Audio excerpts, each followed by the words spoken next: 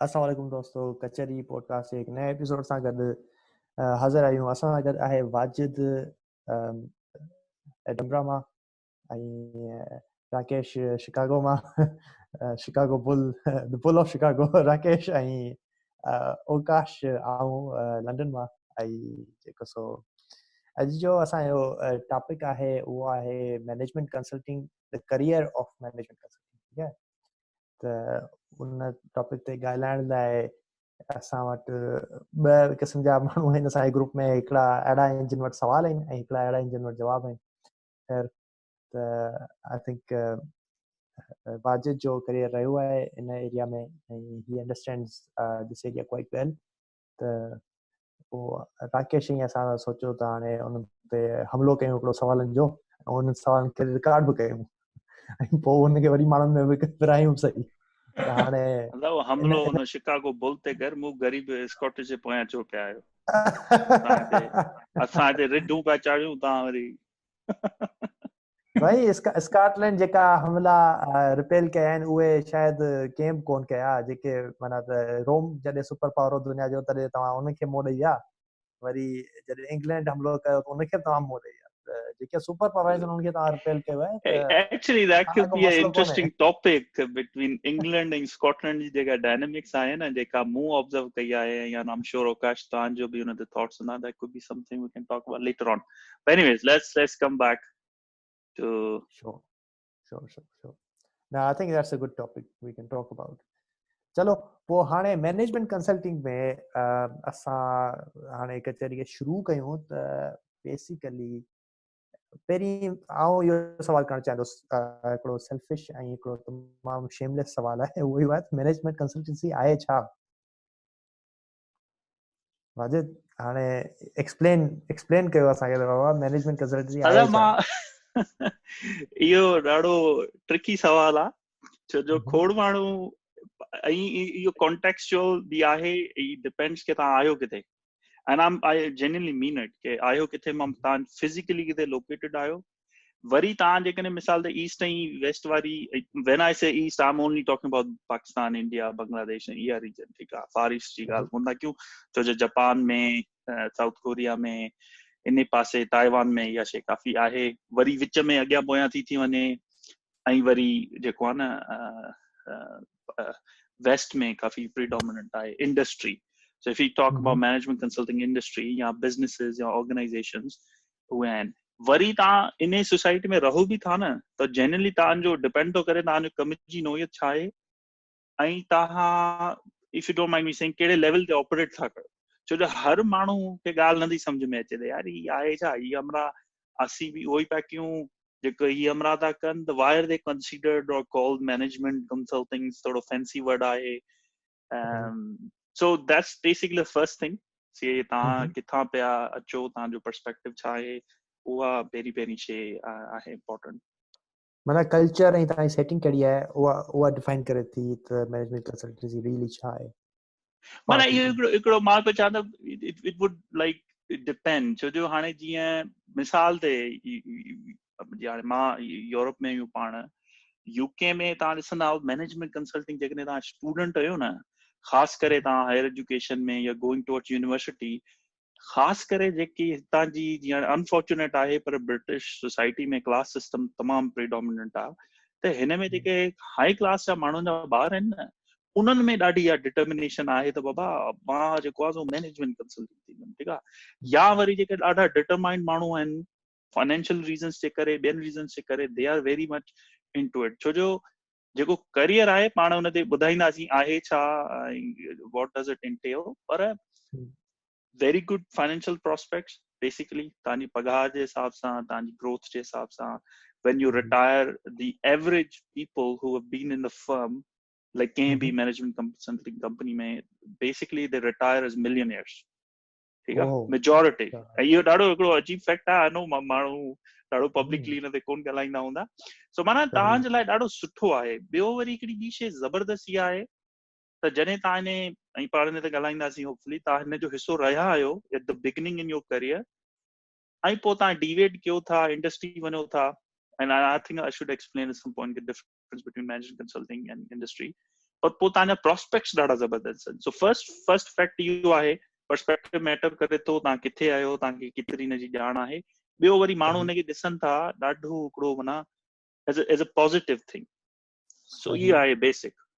मूं वटि मुंहिंजो सुवाल आहे वाजिद इहो त तव्हांजो पंहिंजो पर्सनल बैकग्राउंड जेको आहे उहो छा आहे ऐं तव्हां कीअं इन करियर में शुरू थिया आहियो ऐं घणा साल थी विया आहिनि तव्हांखे इन करियर में हाणे? So Rakesh, more than happy, but I was just wondering, Akash, should we clarify the actual term and what does it entail, or should I basically talk about myself? I know we haven't done that yet. उन जे बारे में शायदि उहो वधीक पहिरीं पुछणु घुरिजे, पर उन I definitely want to know तव्हां माना मूंखे त ख़बर आहे पर सभिनी ॿियनि खे बि ख़बर हुजे तव्हांजो बैकग्राउंड आहे छा and why are you so qualified to talk about this. त इट्स अप टू यू. अगर तव्हां माना हिन ते थोरो डेफिनेशन ॾेई छॾियो मैनेजमेंट कंसल्टेंसी बोथ पहाड़ू होॾां या I think let's try to find a way, a middle ground, जेके ॿई शयूं ॾाढियूं सुठियूं थी वेंदियूं. हाणे जीअं तव्हां दोस्तनि खे ख़बर आहे मुंहिंजी एजुकेशन त पाकिस्तान में सिंध मां माशाल्लाह हैदराबाद मां रही आहे. आई एम अ मेनान यूनिवर्सिटी ग्रेजुएट. ऐं मां हिते आयुसि त हिकिड़ी कंपनी हिते इवेंचुअली मां पंहिंजी स्टडीज़ पूरी कयूं, कुझु कमु कयो हिकिड़ी नंढी संढी डिजिटल एजेंसी में. त पोइ इवेंचुअली मूंखे जॉब मिली. हिकिड़ी कंपनी आहे एक्सेंचर जे नाले सां, विच दे क्लेम. यूके में डिग्री कई ना? हाँ, मां मास्टर्स कई न यूके में ते अची. Then I basically came here to study and then मूंखे पंहिंजी पढ़ाई खां पोइ तॾहिं ते टेम्पररी हिकिड़ो रूट हुयो स्टे करण जो, जेके चवंदा पोस्ट स्टडी वर्क परमिट.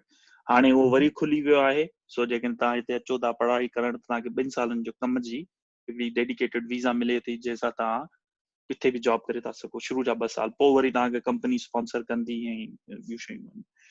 अच्छा, माना तव्हां अगर यूके में अची डिग्री हासिल कयो था यूनिवर्सिटी मां, त तव्हांखे यूके जी हुकूमत 2 सालनि जो परमिट वीज़ो ॾींदी, त गारंटेड वीज़ो आहे जंहिंमें तव्हां कमु करे सघो था 2 साल.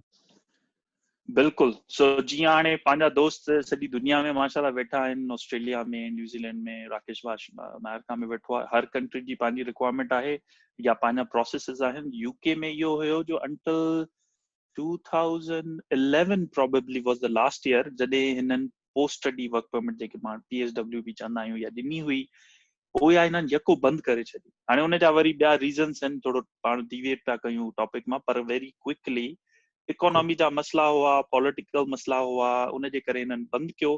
हाणे जेका नई गवर्नमेंट आई आहे, हिननि इहो अनाउंस कयो last year at the end of the year कि इहो वरी खां खोलियूं. छो जो हिनजो हिकिड़ो फाइनेंशियल रीज़न बि आहे तमामु वॾो हितां जी यूनिवर्सिटीज़ जा. छो जो जेके शागिर्द हुआ पंहिंजा सिंध में ॿियनि जॻहनि ते जेके अफोर्ड करे था सघनि या स्कॉलरशिप्स जा बि हुननि वटि प्रोस्पेक्ट्स हुआ, उहे इहो पिया चवनि वाह असां हेॾी पैसा था ॾियूं या वञूं था उते त असांखे एक्सपीरियंस जो मौक़ो थो मिले न. छो जो इंडस्ट्री कमु करणु वधीक इम्पोर्टेंट आहे. हाणे अगेन डिपेंड थो करे तव्हां वेयर डू यू स्टैंड, तव्हांजो इंटेंशन छा आहिनि. पर इन जे करे हुननि रिवर्ट कयो हुयो डिसीजन एॾा सालनि खां पोइ, हाणे हुननि उहो शुरू कयो. सो सो गोइंग बैक, मां जेको पढ़ाई कई पंहिंजी हिते, पोइ 2 साल मां PSW ते हुयुमि. उन्हनि 2 सालनि खां मुंहिंजे ख्याल में कुझु महीना घटि मुंहिंजो सॼो टाइम मां हिकिड़ी कंपनी हुई एक्सेंचर, उन में जॉइन कयो. एक्सेंचर खे जॉइन कयो. सो तव्हांजे सवाल जो जवाबु ॾियां, हाणे उहा आहे टेक्नोलॉजी मैनेजमेंट कंसल्टिंग. ठीकु आहे. हाणे उन फर्म में 2 ई डिफरेंट शयूं आहिनि, पर उहो traditionally Accenture is not necessarily considered as a technology as a management consulting company, but it's considered as a technology management consulting company. और उन ते ईंदासीं, पर मां तव्हांखे सवाल जो जवाबु ॾियां त मूंखे जॾहिं नौकरी मिली, मां ॾाढो ख़ुशि हुजां. मां वेठो हुजां हिकिड़ी रेलवे स्टेशन ते लंडन फेरिंगटन में, फेरिंगटन बि न, फ्रेंचर्ड स्ट्रीट एक्चुअली. मां फोन कई पंहिंजी, फर्स्ट ऑफ ऑल पंहिंजी मदर खे, अमर खे, कि यारे ॾिसी मूं किथां अची छा करे छॾियो. And then I spoke to a few people. मुंहिंजा दोस्त हुआ काफ़ी क्लोज बि कुझु माण्हू. नो वन न्यू कि एक्सेंचर छा आहे. हालांकि इहो ज़रूरी कोन्हे त सभिनी खे ख़बर हुजे. छो जो मिसाल ते मां बायोटेक्नोलॉजी में हुजां हा, कैंसर रिसर्च में हुजां हा, त ज़रूरी त कोन्हे न. पर लाइक यूके में इन्हनि जा 10,000 खां वधीक माण्हू आहिनि. लाइक यूके में ऐं वर्ल्ड वाइड ग्लोबल. ऐं इंडिया में last I knew they had more than 150,000 people in India. Last mana munji jeka ahe last memory, which is like I left them in 2013. ख़ैर सो चवण जी ॻाल्हि त इहो तव्हां सवाल मूंखां था कयो हाणे, पर मां थो चवां जॾहिं मां इन फील्ड में आयुसि त मूंखे पाण खे बि ख़बर कोन्हे त यार भला छा आहे। सो मुंहिंजो इहो हुयो जो मैनाण में पढ़ी असां हमेशह कम खे फोकस कयो, ॼाण ते फोकस कयो। ऐं आई नो वरी थोरो अलॻि डिस्कशन थी वेंदो थ्योरी वर्सिस प्रैक्टिकल जो, पर मूं जेका बि शइ पढ़ी न, मां हमेशह इहो सोचींदो हुउसि त यार टेंजिबल आउटकम छा आहे, माना का अहिड़ी शइ जेके मां हथु लाए सघां, जेके मां मूव करे सघां, जंहिंसां मां का इंटरेक्शन करे सघां। पोइ भले यूनिवर्सिटी जी असाइनमेंट हुजे, को रिसर्च हुजे, को कुझु बि हुजे, पर मूंखे हिकिड़ो जेन्युइन इंट्रस्ट हूंदो हो त इहा का इंटरेक्टिव शइ हुजे। पाण हिनखे प्रोडक्ट डिज़ाइन बि चई था सघूं, प्रोटोटाइपिंग बि चई था सघूं, ॿियूं शयूं बि। सो ख़ैर दैट एंड अलॉन्ग विद मुंहिंजूं उन जे करे स्पेशलिस्ट स्किल्स काफ़ी सुठियूं हुयूं टेक्नोलॉजी जे हिसाब सां। ऐं मां हिते जॾहिं पढ़ाई ख़तमु कई, ॿी हिकिड़ी कंपनी में कमु कयो, त मूंखे यूके जो एक्सपीरियंस हुयो। By the time I got that type of visa, त पोइ मूंखे एक्सटेंचर में आसानी सां जॉब मिली वई, छो जो उन वक़्तु हुननि मूंखे हायर कयो। हिकिड़ो उन्हनि जो टीयर हुयो, सॉल्यूशंस हुनखे चवंदा। माना उन जे अंदरि जीअं मूं तव्हांखे चयो न त 2 डिविजन्स आहिनि कंपनी में। हिकिड़ो आहे मैनेजमेंट एस्पेक्ट, हिकिड़ो आहे टेक्नोलॉजी एस्पेक्ट। त उन में मां टेक्नोलॉजी में हुयो, माना I was basically hired to become a doer, जेके कमु करे, को विजन केरु ॿियो पियो करे, स्ट्रेटेजी कोई ॿियो पियो करे, डिज़ाइन कोई ॿियो पियो करे। सो ईअं मुंहिंजी शुरूआति थी। ऐं पोइ एक्सेंचर खां पोइ 2 साल मूं रुगो उते टाइम ॾियो, पोइ मां डिलॉइट जॉइन कई। ऐं डिलॉइट जेका आहे उहा वधीक फॉर्मल ऐं ॿई रेप्यूटेबल कंपनीज़ आहिनि, पर जेकॾहिं रैंकिंग कजे त to be fair Deloitte is way up in the tree than Accenture. उहो मूंखे सही, माना बाय द टाइम जॾहिं मां एक्सेंचर में हायर थियुमि त मां कम जी पंहिंजो कमु त कंदुमि, पर मूंखे पोइ ॿियूं शयूं ख़बर पयूं। छा क्लाइंट मैनेजमेंट भी का शइ हूंदी आहे, क्लाइंट सर्विसिंग भी का शइ आहे, डिजिटल ट्रांसफॉर्मेशन भी का शइ आहे, इंडस्ट्री वर्सेस कंसल्टिंग मैनेजमेंट, इहे बि शयूं आहिनि। ईअं माना मुंहिंजी शुरूआति थी। सो त इहे जेके डिफरेंट एस्पेक्ट्स आहिनि, इहे तव्हां लिस्ट कंदो कहिड़ा कहिड़ा आहिनि? हिकिड़ो इहे जीअं तव्हां लिस्ट ॿुधाया हींअर, त इनखे थोरो थोरो माना ब्रीफली डिस्क्राइब कयो। त क्लाइंट मैनेजमेंट, डिजिटल ट्रांसफॉर्मेशन, हाणे जेका ॿिया इन पिलर्स आहिनि। हा, लेट्स डू जीअं पाण ट्रेडिशनल अमेरिकन टर्मिनोलॉजी आहे 101 जी। सो लेट्स शुरू खां थोरो बेसिक्स ते अची वञूं त मैनेजमेंट कंसल्टिंग आहे छा। हाणे ॾिसो, तव्हां जेकॾहिं हिकिड़ी नॉर्मल कंपनी में कमु कयो था, माना नॉन मैनेजमेंट कंसल्टिंग, त उहा कंपनी या तव्हांखे को प्रोडक्ट प्रोवाइड थी करे, फिजिकल या सॉफ्टवेयर, माना सॉफ्टवेयर एज अ सर्विस, या को टिन खपाईंदी हूंदी, दॿा खपाईंदी हूंदी, या कंप्यूटर हार्डवेयर खपाईंदी हूंदी, ठीकु आहे, या वरी उहा का सर्विस सेल कंदी हूंदी तव्हांखे। हाणे उहा सर्विस कीअं, मिसाल ते आउं अकाउंटेंट आहियां या असांजा दोस्त अकाउंटेंट आहिनि, उहे हिकिड़ी कंपनी खोलींदा, उहे चवंदा बाबा असांजी अकाउंटिंग एज़ अ सर्विस तव्हां ख़रीद कयो, तव्हांजा बिल विल, तव्हांजा जेको टैक्स जा जेके सभु आहिनि, उहे असां तव्हांखे सहूलियतूं प्रोवाइड कंदासीं। ईअं ई मैनेजमेंट कंसल्टिंग जी सिंपलेस्ट फॉर्म में डेफिनेशन पंहिंजी जॻह ते, पर जे तव्हां हुनखे सम्झणु चाहियो त बेसिकली इहे हिकिड़ो ग्रुप आहे माण्हुनि जो, ऑर्गेनाइजेशन, जिन खे डिफरेंट स्ट्रीम्स, डिफरेंट जेके बि बिज़नेस जे हिसाब सां बिज़नेस या ऑर्गेनाइजेशंस में डिफरेंट शयूं थियनि थियूं, उन जी काफ़ी स्पेशलिस्ट ॼाण आहे। माना हिननि खे उन्हनि जूं बेस्ट प्रैक्टिसिस बि ख़बर हूंदियूं, हिननि वटि सही माण्हू बि हूंदा जिन खे उहो एक्सपीरियंस हूंदो, माना they are the right people to do that for you. हाणे मां तव्हांखे मिसाल इन जो कीअं ॾियां, ब्रेक्सिट थियो यूके में, त उन में जेको गवर्नमेंट जी जेका कैबिनेट में जेको कनि पिया ब्रेक्सिट जी थिंकिंग के कीअं कजे, छा अॻियां कजे, छा न कजे, उन में जेका कंसल्टिंग कंपनी हुई अमंग अदर्स, उहा डिलॉइट बि हुई। हाणे डिलॉइट जे अंदरि हिकिड़ो पब्लिक सेक्टर जो यूनिट आहे, जिन खे पब्लिक सेक्टर जी गवर्नेंस जे हिसाब सां या लेजिस्लेशन जे हिसाब सां या जेके असांजा रूल्स एंड रेगुलेशंस आहिनि, उन्हनि जूं एक्सपर्टीज़ आहिनि, त उहे उन में हेल्प कनि था। हाणे सिमिलरली ॿियो तव्हांखे मिसाल ॾियां त मैकेंजी कंसल्टिंग जेका टियर 1 कंपनी आहे, पाण उनजी क्लासिफिकेशन कंदासीं अॻे हली, उहे वरी ओबामा एडमिनिस्ट्रेशन खे फॉर एग्जांपल अमेरिका में गाइड कनि था, ॿुधाइनि था। And in fact the biggest thing is the मिट रोमनी एज एन एग्जांपल, तव्हांजो जेको बीठो हुयो Republican nominee for presidential election against Obama, he was the CEO, I think, of Boston management consulting firm. So माना इहो तव्हां ॾिसो scale, त इहा शइ इन क़िस्म जी अपॉर्चुनिटी तव्हांखे केसि ताईं खणी वञी थी सघे। सो हाणे इन जे अंदरि इहो हिकिड़ो एस्पेक्ट थियो। ॿियो एस्पेक्ट तमामु सिंपल इहो आहे त मिसाल ते तव्हांजी ऑर्गेनाइजेशन आहे, उनजो हिकिड़ो स्ट्रक्चर आहे, माना ही बॉस आहे, माना हिकिड़ो डायरेक्टर आहे, पोइ हिकिड़ो बिज़नेस ऑपरेशंस जो माण्हू आहे, पोइ साईं हिकिड़ो अकाउंटेंट आहे, डिफरेंट स्ट्रक्चर आहे। हाणे तव्हांखे पैसा बचाइणा आहिनि, तव्हांजी ऑर्गेनाइजेशन में काफ़ी माण्हू, जीअं हाणे अनफॉर्चुनेट हालात आहे पाकिस्तान में, PIA जो मिसाल खणिजे, एॾा यूनिट्स आहिनि, एॾा सारा माण्हू भरिया पिया आहिनि, प्रोडक्टिविटी किथे आहे, परफॉर्मेंस किथे आहे। त जेकॾहिं तव्हां पंहिंजो के थर्ड पार्टी जी इवेल्युएशन करायो, बाबा इन ऑर्गेनाइजेशन जो बेड़ो पियो ॿुॾे, असां केॾां वञूं, असांखे डायरेक्शन ॾियो, विजन ॾियो।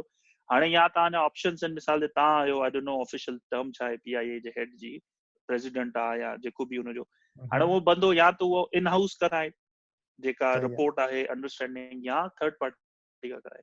जॾहिं उहो थर्ड पार्टी खां कराईंदो त उन जो बेस्ट बिट आहे त उहो हिकिड़ी कंसल्टिंग कंपनी ॾे वेंदो, मैनेजमेंट कंसल्टिंग कंपनी ॾे वेंदो।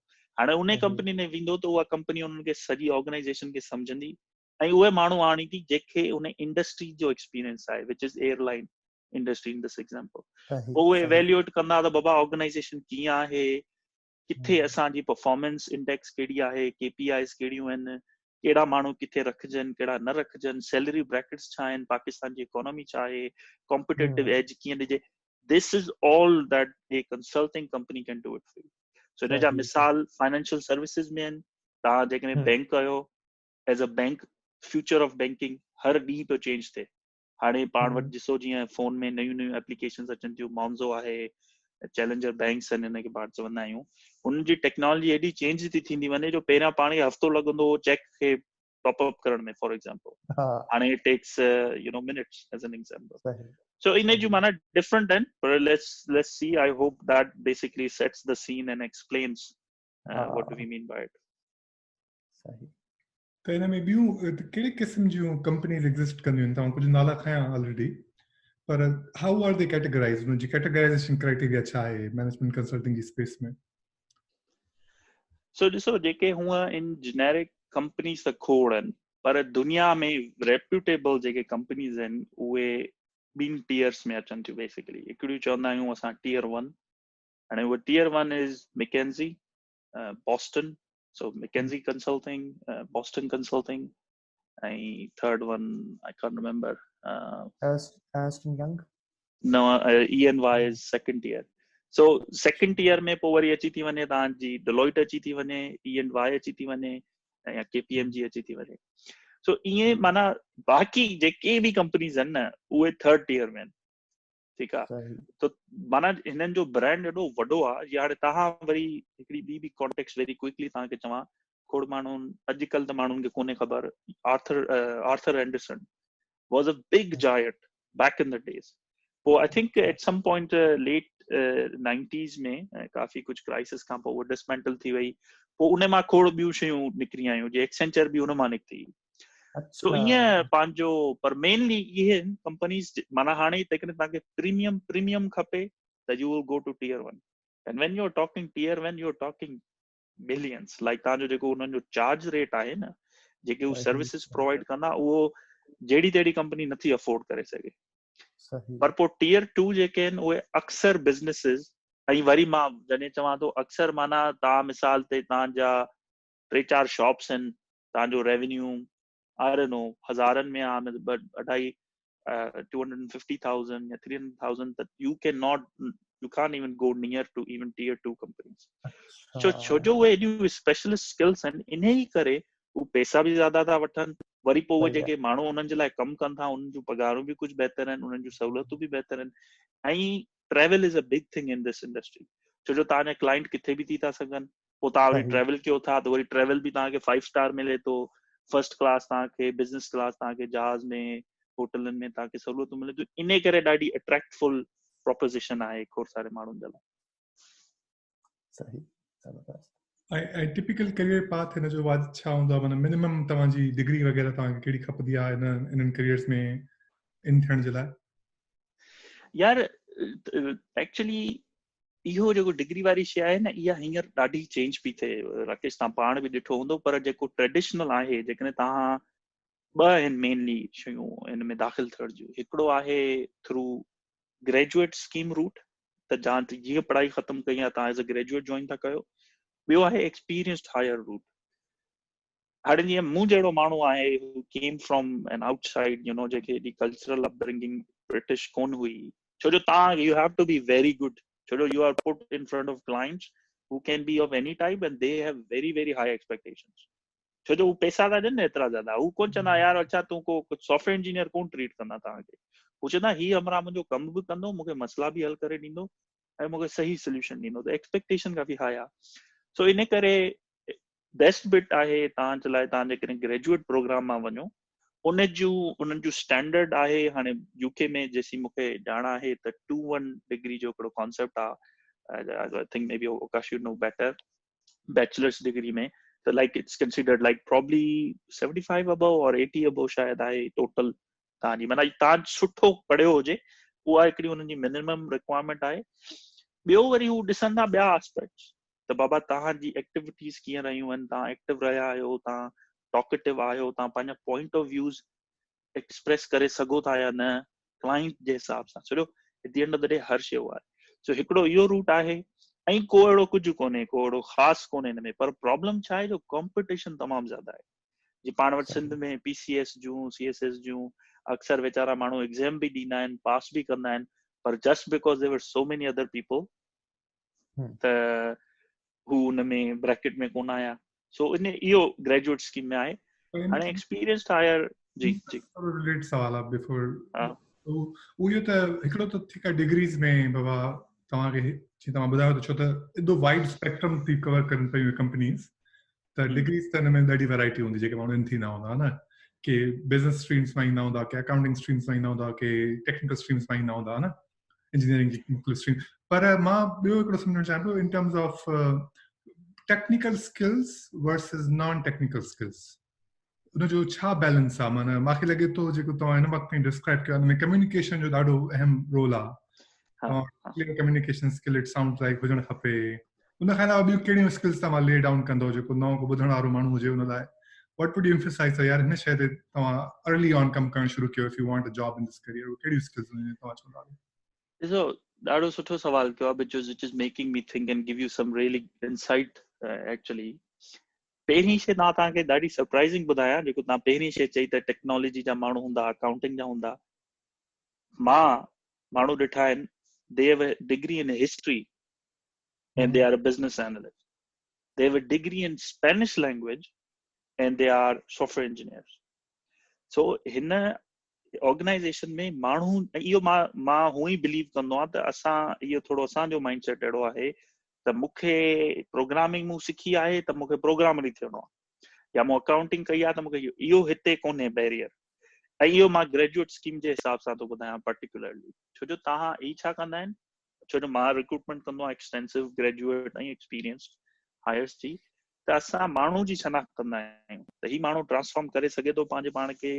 सिंधी में हाणे ॿ टे लफ़्ज़ अचंदा ज़हन में, चवणु कोन थो चाहियां, माना प्रेशर बर्दाश्त करे थो सघे या न. सो इहा हिकिड़ी शइ आहे. ठीकु आहे, हाणे तव्हांजे ॿिए सवाल ते मां अची वञा क्विकली. मां जेकॾहिं एक्सप्लेन कयां एक्सपीरियंस्ड हायर वारी ॻाल्हि, ॿियो रूट जेको आहे रिक्रूटमेंट जो, उन में होपफुली कुझु जवाब तव्हांखे हिन में मिली वेंदा. हाणे एक्सपीरियंस्ड हायर में छा आहे त उते तव्हांजी स्पेशल स्किल कमु थी अचे. छो ॾिसो न, ग्रेजुएट प्रोग्राम में ही छा था कनि, ही एम्पावर था कनि, ही माण्हू पाण उनखे गुज़ारे करनि. एक्सटेंसिव ट्रेनिंग्स आहिनि, एॾियूं ट्रेनिंग्स आहिनि. तव्हां कंसल्टिंग में जॉइन कंदव, एक्सेंचर में जेकॾहिं कंसल्टिंग में जॉइन कंदव न, तव्हांजा शुरू जा 6 महीना शिकागो में तव्हांखे ट्रेनिंग कराईंदा आहिनि, यूके जे माण्हुनि खे. ठीकु आहे, उनमें उन्हनि खे बिज़नेस एनालिसिस सम्झाईंदा, कंसल्टिंग सम्झाईंदा, प्रैक्टिसिस सम्झाईंदा, डिफरेंट शयूं. सो माना हू ग्रोथ तव्हांजी ऑर्गेनिक थिए थी, पोइ तव्हांजे इंट्रस्ट ते थिए थी तव्हां केॾा था वञो. एक्सपीरियंस्ड हायर में वरी माण्हू हायर था थियनि इंडस्ट्री मां. हाणे मिसाल ॾियूं, ओकाश भाउ असांजो एॾी मतिलबु वॾी रेप्यूटेबल कंपनीज़ में कमु करे चुको आहे. असांखे जेकॾहिं को स्पेशल स्किल खपे त असां मशीन लर्निंग जो हिकिड़ो इम्प्लीमेंटेशन था कयूं के हिकिड़े क्लाइंट ते, जिथे असांखे डॉक्यूमेंट्स जी प्रोसेसिंग करणी आहे AI बेस्ड. हाणे हुनमें असांखे हिकिड़ो डीप लर्निंग जो एल्गोरिथम एस्टेब्लिश करणो आहे.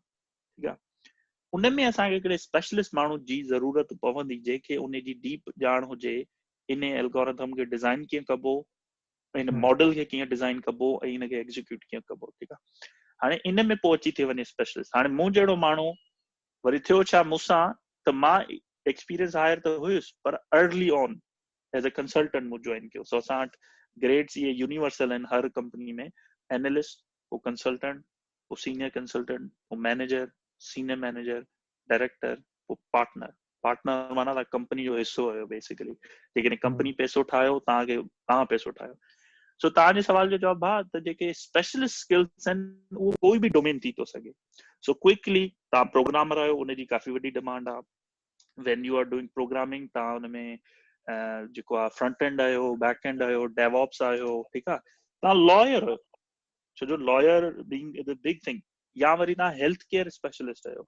सो असां वटि अहिड़ा बि माण्हू आहिनि जेके पहिरियां डॉक्टर आहिनि पूरा, पर हाणे उहे कंसल्टिंग में कमु था कनि. त जेके हेल्थ केयर जूं ट्रांसफॉर्मेशन एंगेजमेंट्स थियनि थियूं, सिंपल सोचो तव्हां हिकिड़ो का कंपनी आहे, लेट्स मेक इट स्विट्जरलैंड, जेका हिकिड़े कंहिं स्टेट जे लाइ मेडिकल जो हिकिड़ो सॉफ्टवेयर सिस्टम था ठाहिनि.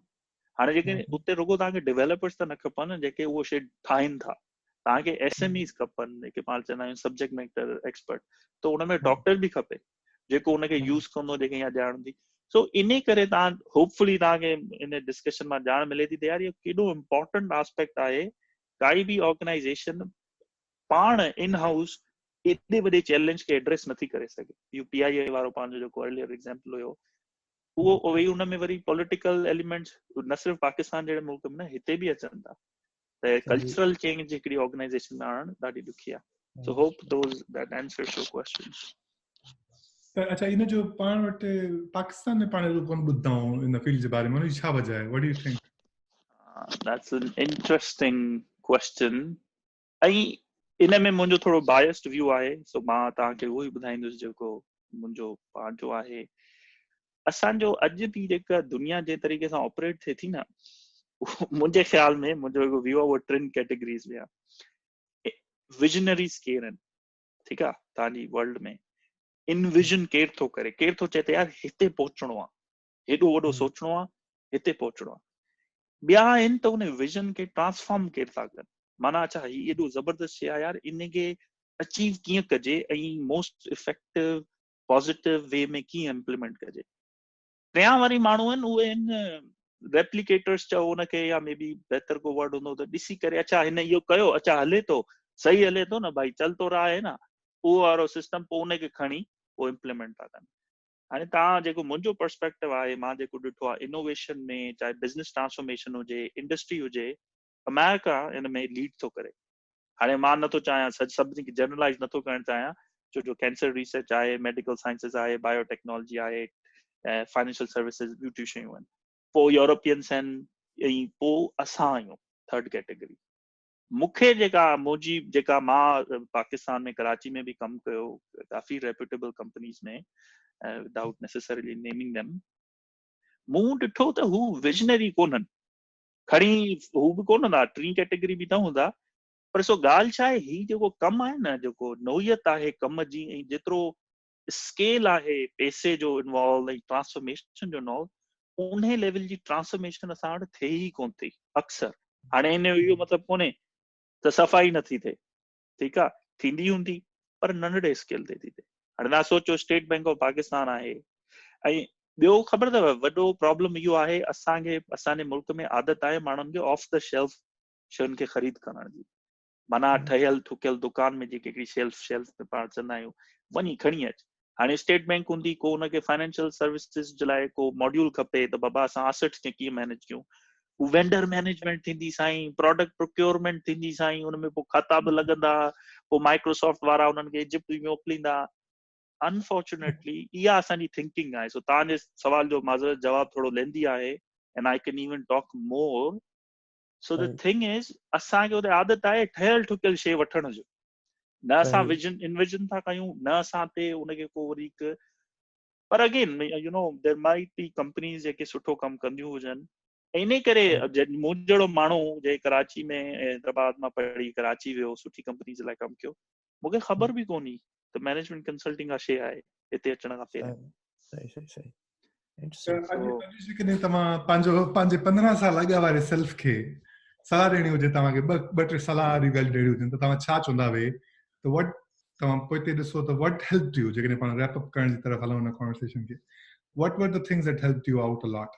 माना अॼु खां 10-15 साल अॻु जेको तव्हां जॾहिं महिना में हुया उन खां पोइ बि या ॾिस इन में थोरो पर्सनल काफ़ी शयूं थी वेंदियूं, but I am more than happy to talk about.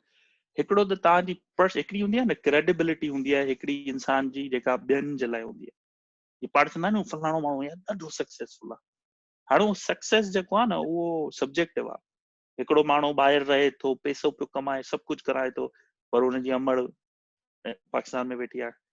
हू जंहिंजी जी नज़रुनि में हूंदो त बाबा मां ॾाढो सही ॾिस केॾो वॾो सक्सेसफुल माण्हू, पर हुनजो सक्सेस शायदि इहो हो त यार मूंखे पंहिंजी माउ जी ख़िदमत करणी आहे। सो ख़ैर सो मां चवां थो त फॉर मी पंहिंजी तव्हां पंहिंजे पाण खे कीअं था ॾिसो, पंहिंजे पाण जे सक्सेस खे कीअं जज था कयो, पंहिंजी क्रेडिबिलिटी खे कीअं था ॾिसो, इहो वधीक इम्पोर्टेंट आहे।